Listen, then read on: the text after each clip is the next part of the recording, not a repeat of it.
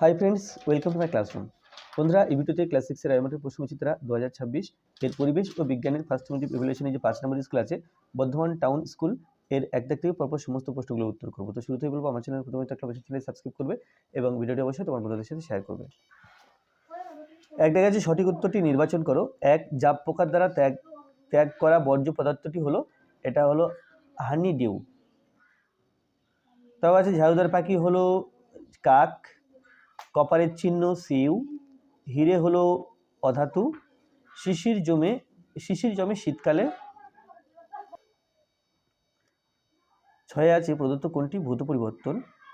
কর্পূরের উবে যাওয়া, কালো চুল সাদা হওয়া, নাকি পাতার রং সবুজ থেকে হলুদ হওয়া? ভৌত পরিবর্তন কোনটি? কোনটা ভৌত পরিবর্তন? এটা আছে কর্পূরের উবে যাওয়া, এটা ভৌত পরিবর্তন। শূন্যস্থান পূরণ করো। হাত পাখা তৈরি করতে তাল গাছের পাতা ব্যবহার করা হয়। পাউরুটি তৈরিতে যে অণুজীব ব্যবহার করা হয় তা হলো ইস্ট। কার্বারিল হলো একটি রাসায়নিক কীটনাশক। পুড়ে যাওয়া হলো একটি রাসায়নিক পরিবর্তন।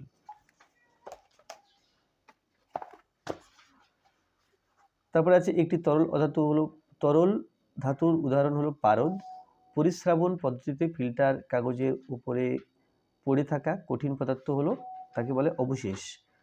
তিনে নিচের বক্তব্যগুলি সত্য অথবা অসত্য নির্বাচন করো। ক্লাউন মাছ সাগর কুসুমের শত্রু, বাটারফ্লাই মাছকে তাড়িয়ে দেয়। এটা অসত্য, অর্থাৎ সত্য না, মিথ্যা। তো দুই জায়গায় আছে সামুদ্রিক মাছের যকৃৎ নিঃসৃত তেল ভিটামিন সি এর উৎস, এটাও মিথ্যা বা অসত্য। আম গাছের মুকুল থেকে আম হওয়া একটি মন্থর ঘটনা, হ্যাঁ এটা সত্য। মন্থর মানে খুব ধীরে হয়, মানে অনেক সময় লাগে, সেই জন্য তাকে মন্থর ঘটনা বলে, এটা সত্য। চার দাগে আছে চুন জলের মধ্যে মিশে থাকে জল ও ম্যাগনেসিয়াম অক্সাইড, এটা মিথ্যা বা অসত্য। ফসফরাস পেন্টাক্লোরাইডের 4টি ক্লোরিন পরমাণু থাকে, এটাও মিথ্যা মানে অসত্য। ইউরিয়া হলো একটি প্রাকৃতিক সার, এটাও মিথ্যা, কারণ ইউরিয়া রাসায়নিক সার, প্রাকৃতিক সার নয়। তারপরে চার দাগে আছে নিচের প্রশ্নগুলির উত্তর দাও যে কোনো 10টি। এক, ভৌত পরিবর্তন ও রাসায়নিক পরিবর্তনের মধ্যে পার্থক্য লেখো, 3টি লিখবে। এমন একটি উদাহরণ দাও যেখানে ভৌত ও রাসায়নিক উভয় পরিবর্তন ঘটেছে। তাহলে ভৌত পরিবর্তন রাসায়নিক পরিবর্তনের পার্থক্য আমি এখানে লিখেছি, আমি এখানে 6খানা লিখে দিয়েছি। তো তোমরা এর থেকে 6খানা লিখেছি, তোমরা এর থেকে 3টে লিখবে। তো প্রথম হচ্ছে সংখ্যা, যে পরিবর্তন পদার্থের মূল গঠনে কোনো পরিবর্তন হয় না, শুধুমাত্র বাহ্যিক অবস্থার পরিবর্তন হয়, তাকে ভৌত পরিবর্তন বলে। আর রাসায়নিক পরিবর্তনের ক্ষেত্রে লিখতে হবে যে পরিবর্তনে পদার্থের মূল গঠনের পরিবর্তন ঘটে, অর্থাৎ সম্পূর্ণ নতুন ধর্ম বিশিষ্ট পদার্থ উৎপন্ন হয়, তাকে রাসায়নিক পরিবর্তন বলে। তারপরে ভৌত উদাহরণ, বরফ গলে জল হওয়া, জলের বাষ্পে পরিণত হওয়া ইত্যাদি ভৌত পরিবর্তন উদাহরণ। কার্বনকে বাতাসে পোড়ানো, লোহার মরচে পড়া ইত্যাদি রাসায়নিক পরিবর্তন উদাহরণ। স্থায়িত্ব, এই পরিবর্তন অস্থায়ী আর রাসায়নিক পরিবর্তন স্থায়ী। তাপের উদ্ভব ভৌত এই পরিবর্তনে তাপের উদ্ভব বা শোষণ হতেও পারে, আবার নাও হতে পারে, কিন্তু রাসায়নিক পরিবর্তনে তাপের উদ্ভব বা শোষণ হবেই। তারপরে আছে পরিবর্তনের কারণ ছড়িয়ে নিলে আবার আগের অবস্থায় ফিরে আসে ভৌত পরিবর্তনে। আর রাসায়নিক পরিবর্তনের কারণটি সরিয়ে নিলেও পদার্থটিকে আগের অবস্থায় ফিরে পাওয়া যায় না। আর লাস্ট আছে অভিমুখ, ভৌত পরিবর্তন একমুখী ও উভমুখী হয়, রাসায়নিক পরিবর্তন সর্বদা একমুখী হয়। তো আমি এখানে 6টা লিখে দিয়েছি, সুতরাং এর থেকে তোমার প্রশ্নে আছে 3টে লিখতে হবে। তো তোমাদের যে কোনো 3টে, যে 3টে পছন্দ হয় সেই 3টে তোমরা লিখবে। আর মোমবাতির দহন, যেখানে ভৌত ও রাসায়নিক উভয় পরিবর্তন ঘটে, কারণ কিছু পরিমাণ মোম যখন গলে যায়, গলে গেলে সেটা ভৌত পরিবর্তন ঘটছে, আর মোম যে পুড়ে জলীয় বাষ্প এবং ধোঁয়া উপর দিয়ে বেরোয়, ওটা কিন্তু মোমের রাসায়নিক পরিবর্তন ঘটছে। মৃত্যুজীবিতা কাকে বলে? সাগর কুসুম ও সন্ন্যাসী কাকড়ার মধ্যে মৃত্যুজীবিতার সম্পর্ক লেখো।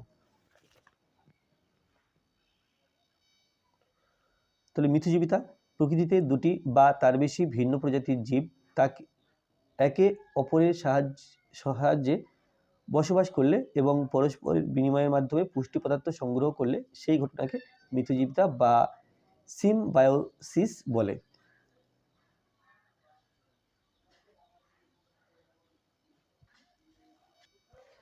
তাহলে সাগর কুসুম ও সন্ন্যাসী কাঁকড়ার মধ্যে মিথজীবিতার সম্পর্কটি হলো সাগর কুসুম বা সি অ্যানিমোন ও সন্ন্যাসী কাঁকড়া বা হারমিট ক্র্যাব পারস্পরিক সহযোগিতায় বেঁচে থাকে। সন্ন্যাসী কাঁকড়ার পেটে অংশটি নরম হয়, তাই এরা সামুদ্রিক প্রাণীদের মৃত খোলকের মধ্যে আশ্রয় নেয়। এই খোলকের উপরে সাগর কুসুম বাসা তৈরি করে। সন্ন্যাসী কাঁকড়া খাবারের খোঁজে স্থানান্তরিত হলে সাগর কুসুমও স্থানান্তরিত হয় এবং কাঁকড়ার খাবারের ভাগ পায়। অন্যদিকে যখন সন্ন্যাসী কাঁকড়ার দেহের বৃদ্ধি হয় তখন সাগর কুসুম খোলকসহ কাঁকড়াটিকে ঢেকে রাখে। এমনকি সাগর কুসুম তার বিষাক্ত কোষযুক্ত কোষিকার সাহায্যে সন্ন্যাসী কাঁকড়ার শত্রুর হাত থেকে রক্ষা করে।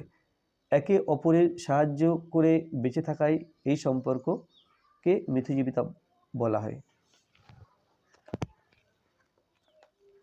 যোজ্যতা বলতে কি বোঝো? বালি ও লোহা চূর্ণ মিশ্রণকে কিভাবে পৃথক করবে? তাহলে যোজ্যতা কোনো মৌলের পরমাণুর অপর কোনো মৌলের পরমাণুর সঙ্গে যুক্ত হয়ে যৌগ গঠন করার ক্ষমতাকে যোজ্যতা বলে।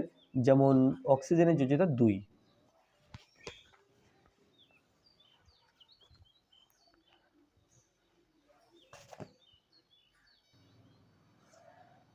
দ্রাব্য ও দ্রাবক বলতে আচ্ছা এখানে আছে বালি ও লোহার মিশ্রণ কি কিভাবে পৃথক করবে। তাহলে বালি ও লোহার মিশ্রণ নেওয়া হলো একটি শক্তিশালী চুম্বককে মিশ্রণের মধ্যে নাড়ালে চুম্বকের গায়ে লোহার কণাগুলি আটকে যাবে। এভাবে মিশ্রণ থেকে লোহার কণাগুলি আলাদা হলো এবং অবশেষ রূপে বালি পড়ে থাকবে।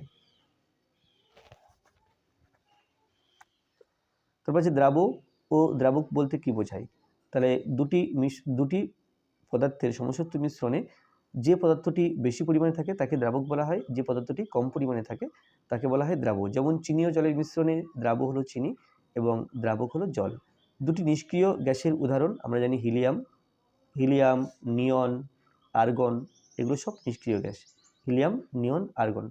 আর যৌগগুলির সংকেত লেখো ফসফিন PH3, অ্যামোনিয়া NH3, আর মিথেন CH4 এবং জলের সংকেত H2। তো আজকে ভিডিওটা এই পর্যন্ত ছিল। ভিডিওটি ভালো লাগলে অবশ্যই লাইক করবে, কোনো প্রশ্ন থাকলে কমেন্টে জানাবে, আর আমার চ্যানেল প্রথমে থাকলে অবশ্যই চ্যানেলটি সাবস্ক্রাইব করবে এবং ভিডিওটি অবশ্যই তোমার বন্ধুদের সাথে শেয়ার করবে। ধন্যবাদ।